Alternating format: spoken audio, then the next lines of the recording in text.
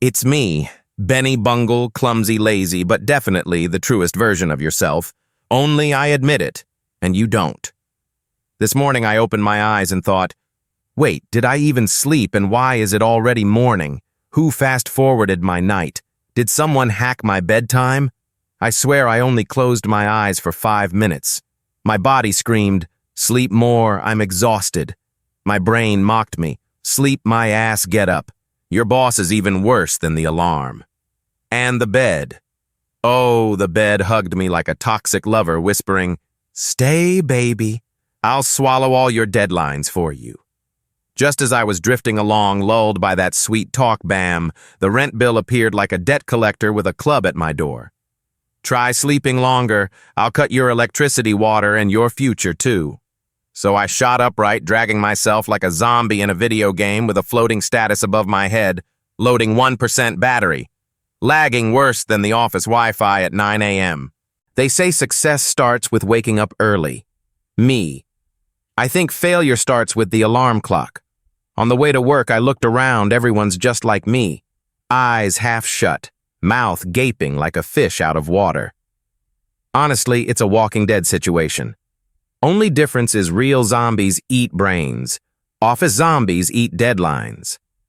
The red lights lasted as long as my single life, and the morning coffee, bitterer than a scene, but not replied text.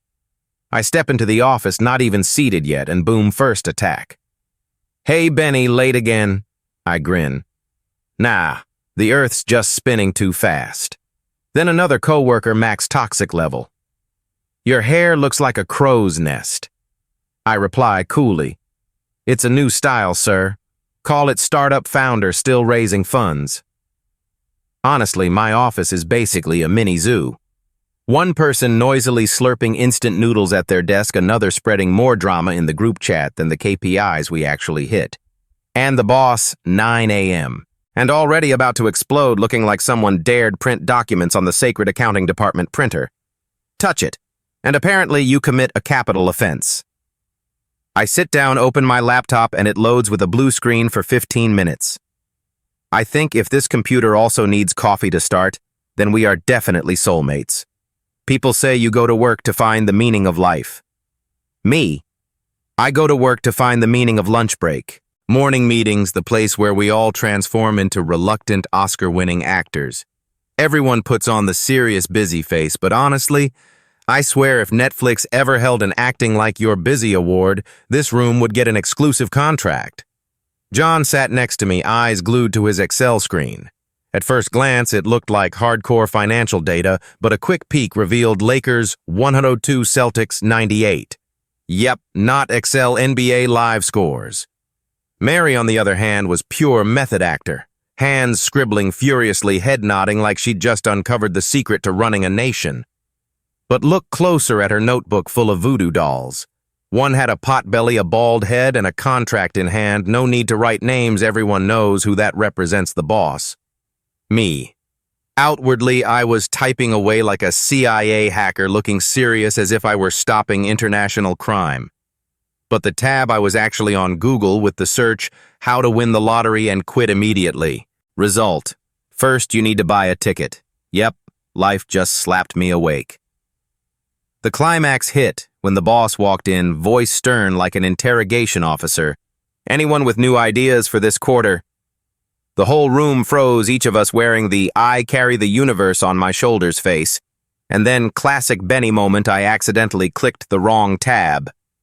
My screen was connected to the projector, which now displayed in giant letters, if I win the lottery, do I still need to give notice?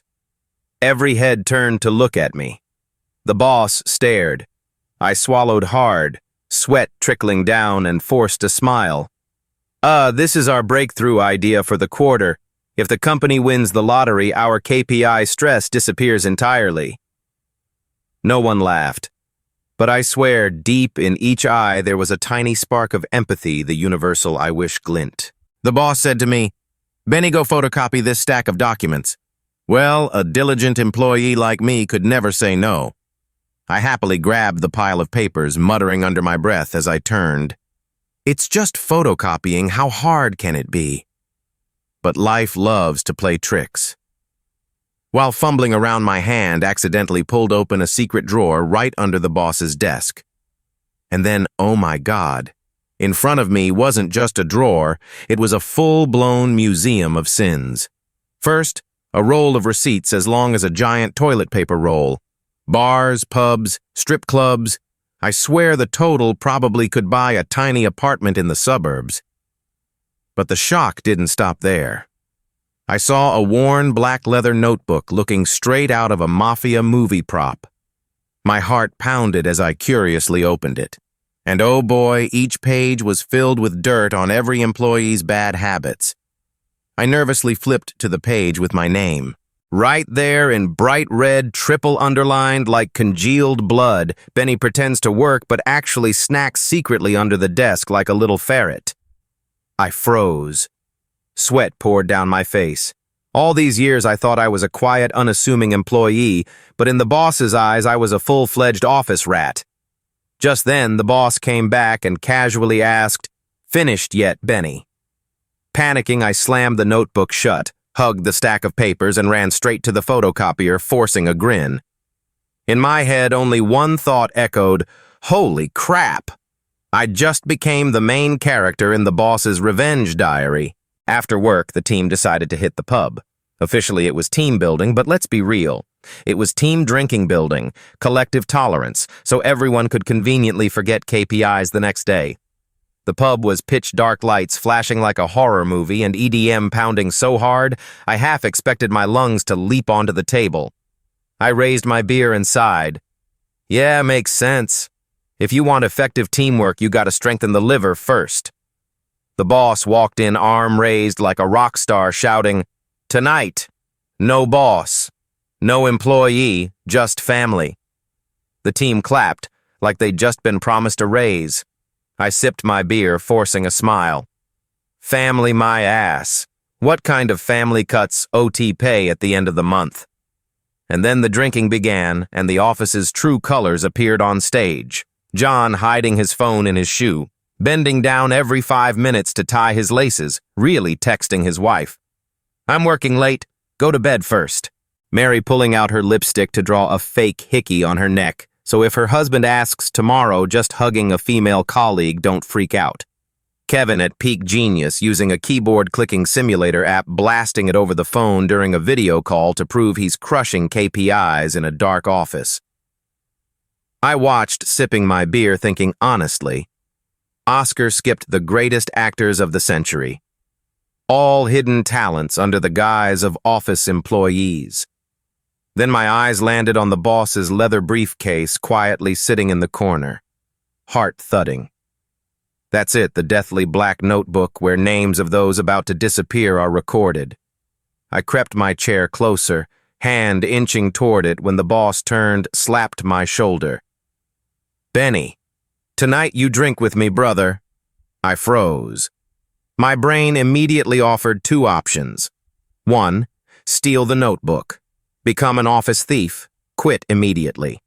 2, pretend to be a happy family brother and get fired slowly. I chose the slow death over sudden cardiac arrest. I raised my glass, forced a smile.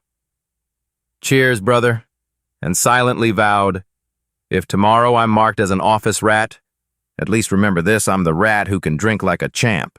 Guys, you know every time I come back home after drinking, I feel like a fish returning to water. Except the water smells like it's been sitting in a bucket for years, enough to trigger instant depression. I slam the door open. One slipper lands neatly by the door, the other flies straight under the cabinet. Guess it wants to skip its duty too. Clothes tossed onto the couch. The same couch I've never actually sat on, bought just to hang clothes, throw backpacks and test how long dust can accumulate. Shower time.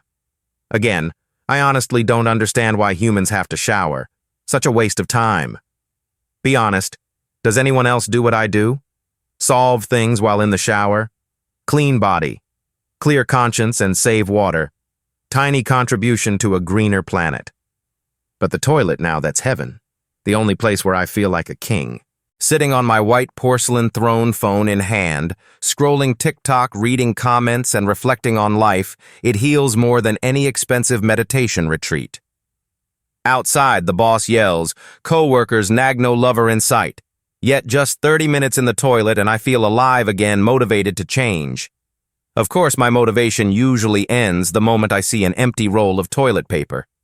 I sigh. I'll replace it tomorrow. And just at the peak of my philosophical insight, Mom calls.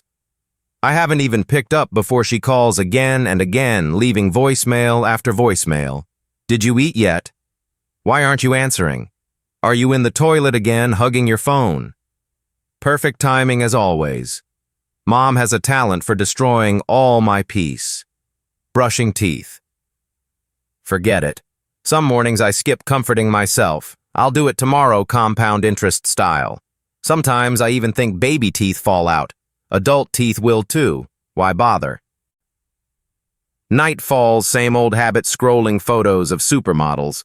I tell myself, yep, beautiful women give me life motivation. Then I turn off the phone, making my own motivation very personal, very DIY, very made in USA. Finally, I pull out my success diary. Today's page reads, survived the day. Got to work late, but didn't get fired. Ate instant noodles, but still felt full. Did a little self-care and still enjoyed it. I add a final promise. Tomorrow will be different. More diligent, cleaner living with purpose. But deep down, I know the only real difference tomorrow will be trying beef-flavored noodles instead of chicken. So that's it. Consider today a demo. A demo of Benny Bungle wondering what the future holds when my name shows up in the boss's black notebook. Or maybe should I just submit my resignation?